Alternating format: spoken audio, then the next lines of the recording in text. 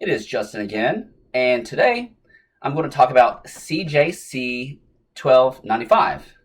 I know it's not a thyroid, but it's still hormone related and it's still utilized as part of the toolbox in treating people who have hormone deficiencies or dysfunctions. PRT and Hormone Optimization channel. I was on the channel before, so I've been following the channel, watching it every now and then, so be sure to check them out. Consider subscribing, hit that notification bell, and you'll be on your way.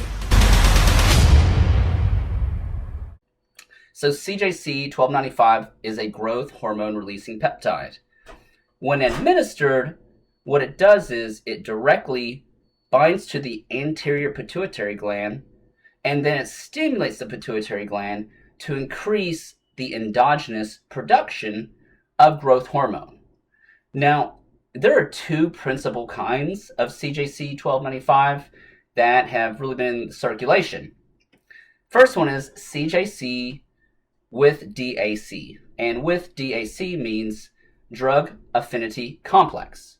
So this one is bound to albumin. And the purpose of that was so that it can extend the half-life of the drug. And by doing so, it did extend the half-life of the drug upwards of 6 to 8-ish days or so. And the other version is CJC Mod GRF. This one is what we call tetrasubstituted. But I'll give you a little history on this one. So sermorelin is the first 1 through 29 amino acid sequence of growth hormone. Now, CJC Mod GRF is that same 1 through 29 amino acid sequence of growth hormone, except it has 4 amino acids that have been substituted, hence why we call it tetrasubstituted.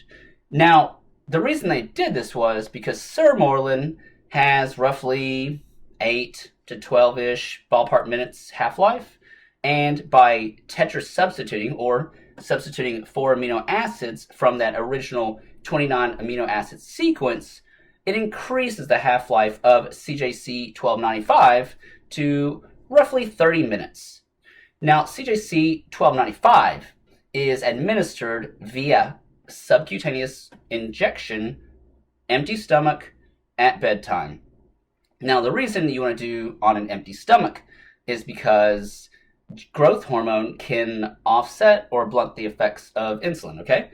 Now, if you eat, you spike insulin, and therefore the growth hormone peptide stimulates growth hormone, but instead of growth hormone then inducing its anabolic, fat mobilization, restorative, deep sleep induction, collagen enhancing effects, it's busy trying to blunt the effects of insulin because you ate before you went to bed. So that's a short summary of CJC1295. If y'all have any questions, give us a shout. Again, appreciate y'all tuning in. Thanks. Alright guys, well, do this next. Click on one of these thumbnails to learn a ton more about TRT and hormone optimization. Thanks.